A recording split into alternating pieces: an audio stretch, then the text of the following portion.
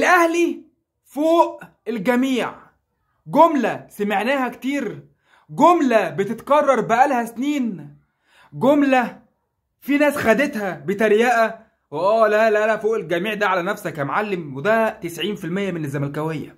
وجملة خدها كتير جدا، وده كل جمهور الأهلي، وهي الأهلي فوق الجميع يعني فوق كل حد وأي حد.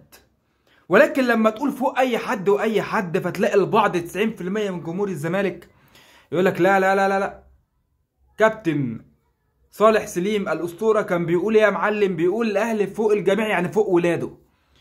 فقعدنا في النغمه دي فتره قليله، ولكن دلوقتي انا كواحد اهو بشهد وبقول ان الاهلي فوق الجميع، فوق اي حد واي حد في مصر وفي افريقيا.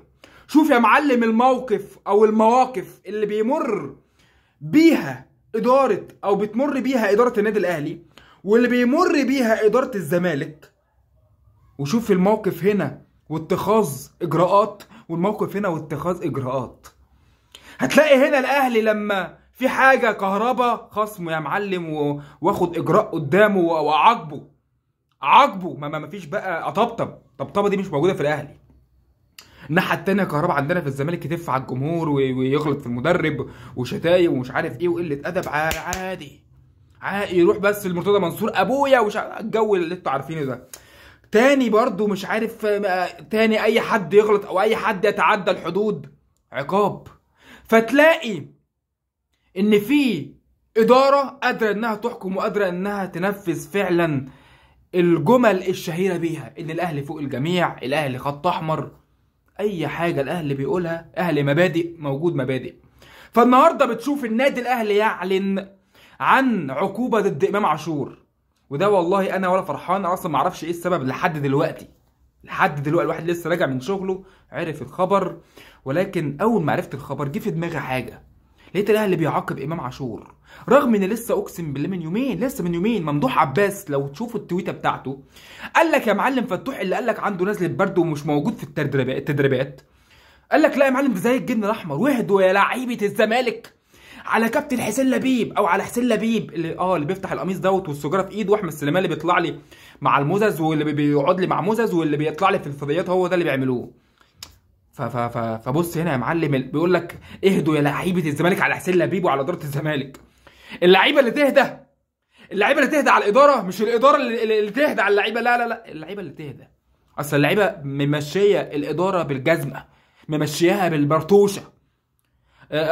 فتوح عادي يتحبس بقى، مش عارف ايه يحصل له ايه يرجع ويقل ادبه على الاداره. اصل انا مش هجدد، مش هقعد في الزمالك غير لما تدوني فلوسي.